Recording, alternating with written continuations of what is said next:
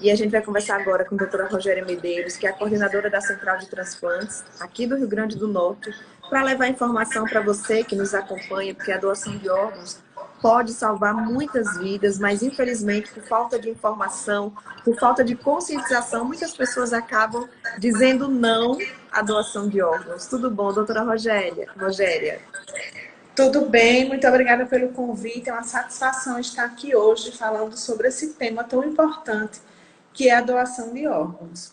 Ser doador é justamente como a gente estava falando um pouquinho antes, é levar essa esperança, é transformar essa dor nesse momento tão difícil, que é a morte de um ente querido, em esperança para tantos outros que estão ali aguardando, né, receber órgãos, seja a córnea para voltar a enxergar, seja o rim para sair da diálise.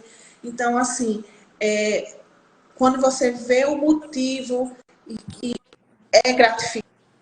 Aqui no Rio Grande do Norte hoje, quais são os transplantes que são realizados e quais são os transplantes que as pessoas precisam ir para outros centros para realizar? Aqui nós realizamos transplante de córnea, medula óssea e rins. E nesse semestre, até o final do ano, eu acredito que estaremos iniciando o transplante cardíaco. Estamos credenciados desde o ano passado, mas devido à pandemia foi se postergando por não haver condições de iniciar um serviço novo. Mas eu acredito que agora, até o final do ano, nós estaremos realizando o primeiro transplante. Essa é a nossa expectativa, de coração. Os transplantes hepáticos, eles são enviados para estados vizinhos, como Ceará e Pernambuco, e transplante de pulmão e pâncreas são feitos em centros maiores, como São Paulo. Doutora Rogéria, agora que a gente fala, você falou dessa questão do sim à doação. Tudo começa quando a família decide doar. Como é que está essa questão hoje? Porque a gente já teve aquele processo que colocava na carteira de identidade, né? Sou doador de órgãos, hoje não mais. Então, como é que a pessoa que quer doar seus órgãos deve proceder para que isso aconteça no momento da sua morte? Então, quem vai autorizar efetivamente a doação vai ser o ente próximo, seja esposo, filhos ou pais. Eles é que vão autorizar a doação. No caso, você expressar em vida que você tem essa vontade, esse desejo de ser doador, isso é a única coisa que vai realmente impactar na decisão dos seus parentes. Porque num momento tão difícil, tão peculiar, de muita dor, você já saber que era vontade do seu ente, né, do seu parente, ser doador, isso já facilita muito todo o processo de entrevista familiar e processo de doação. Então, você expressar isso a seus familiares é muito importante, né? E, assim, o transplante existe há mais de 40 décadas, é uma realidade para muitas pessoas. A maioria dos receptores são pacientes jovens, né, que vão sair de uma máquina de diálise, que vão voltar a enxergar. Então, melhora muito a sobrevida dessas pessoas, que podem voltar a trabalhar, que podem voltar a produzir para a sociedade. Então, transplante não é uma coisa distante, transplante é uma realidade e doação de órgãos também, e deve ser conversado mais sobre esse assunto, realmente. De uma pessoa que doa, você pode salvar muitas vidas, porque cada órgão pode ir para uma pessoa. Então, quais são os órgãos que podem ser doados numa doação que seja muito bem sucedida, que o paciente consiga doar tudo? Eu tenho 2 córneas, um coração, um fígado, 2 rins.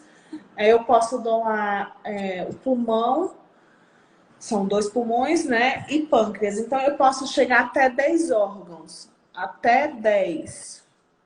Mas isso depende, por exemplo, às vezes o paciente foi um trauma, foi um acidente automobilístico. Então, teve trauma abdominal e na cabeça. E aí, o coração tá bom, mas o fígado já não dá para ser transplantado. Então, tudo isso é avaliado antes.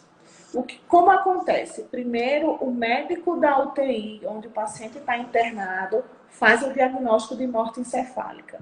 É o médico da UTI quem vai abrir o protocolo de morte encefálica. É ele quem vai suspeitar da morte encefálica e começar o protocolo. E aí é avaliado por ele, por um neurologista, e depois ainda é feito um exame complementar que confirma ou não a morte. Confirmado a morte, o médico intensivista comunica a nós, da central e da OPO, que aí nós começamos a ver todo o histórico daquele paciente e avaliar se ele tem condições de ser doador ou não. Tendo ele condições, aí segue a entrevista familiar. Então, a entrevista só ocorre após o diagnóstico da morte, tá? A família aceitando a doação, aí começa uma corrida contra o tempo, porque a gente precisa solicitar alguns exames desse doador, né, que agora ele passou a ser um doador. Enquanto ficam coletando os exames do doador, nós convocamos os receptores para também fazer alguns exames, né? Exames tipo pré-operatório, eletrocardiograma, tudo isso. E alguns exames de sorologia, enquanto está correndo o exame do doador. E aí, depois que sair isso, a gente vê a compatibilidade e a partir disso vê quem pode ser o receptor. Então, tudo isso uma corrida contra o tempo. Quanto tempo para esse órgão sair do doador e ser transplantado? Pode ser em até 24 horas. Com o advento do Covid, isso demorou um pouquinho mais, porque a gente tinha que fazer o exame do Covid e muitas vezes esse exame demorava. Tipo, um paciente que está lá em Mossoró, em diagnóstico de doador, tinha que vir o sangue para Natal, para ele ser processado, que demorava mais ou menos 6 horas. Então, só aí tinham 10 horas, né? A viagem de Mossoró com a amostra, mais 6 horas. Então, isso também dificultou, porque os familiares muitas vezes não querem esperar esse tempo. Mas esse é o tempo necessário para a gente poder agilizar o processo de doação. Então, são muitas pessoas envolvidas, mas que o principal, o mais importante, é o doador. Quais são os fatores que possibilitam mais aí essa negativa das famílias?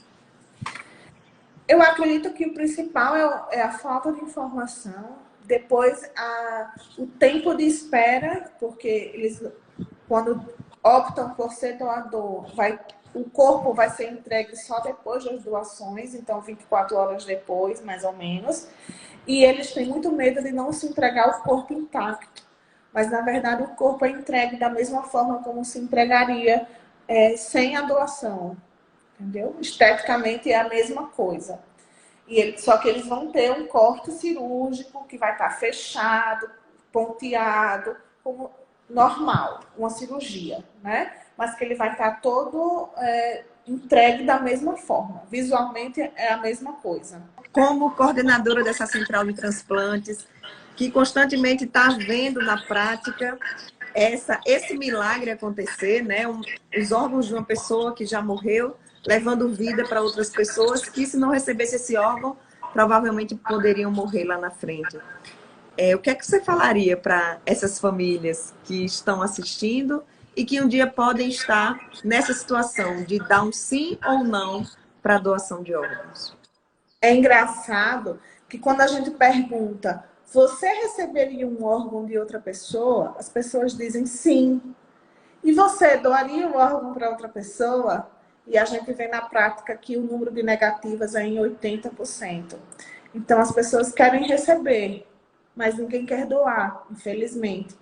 Então, eu acho que mostrar o que é um antes de um transplante, um depois, depoimentos de pacientes, né? Que hoje o transplante é uma realidade. Existem transplante há mais de 40 anos, então não é uma coisa lá distante, difícil de acontecer, não. Ela tem muitas indicações e cada vez mais essas indicações vão aparecer. Tem transplantes de tecidos também, como pele, no caso de um grande queimado. Então, assim, é um mundo complexo e que precisa ser divulgado, precisa ser falado da importância e que o principal fator é a doação, que deve ser espontânea, gratuita, só pelo pelo amor ao próximo. Então, isso tem que ser sempre falado. Eu lembro de um caso de um transplante que era um jovem que tinha sofrido um acidente. E os órgãos todos saudáveis, né? Poderiam salvar muitas vidas, mas a família acreditando que aquela morte encefálica ia ser revertida. Eu acho que isso também pode ser um ponto que faz com que as famílias não doem. Mas uma vez o paciente diagnosticado e confirmado a morte encefálica, não tem mais volta, né, doutor Rogério? Não, ele faz exames confirmatórios, que é o eletroencefalograma mostrando ausência de sinais do cérebro, e ele faz o Doppler mostrando a ausência de sangue para o cérebro.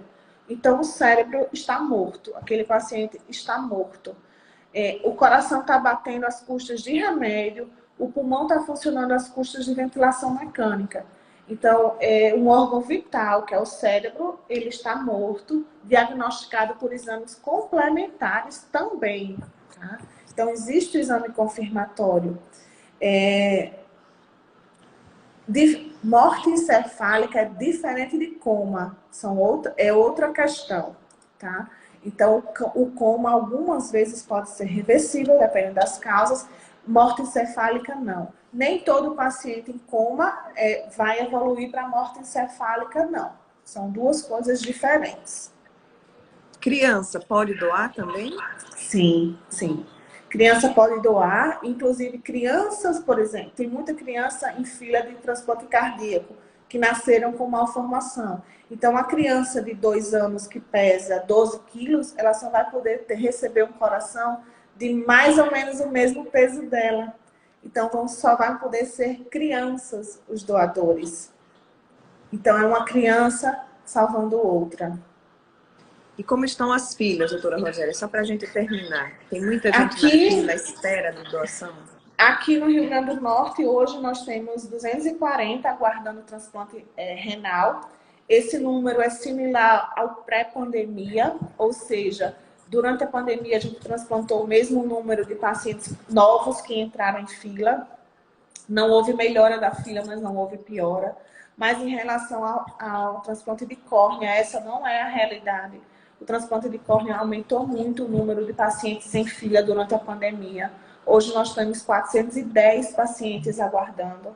Essa fila chegou a ser 0 no Rio Grande do Norte alguns anos atrás.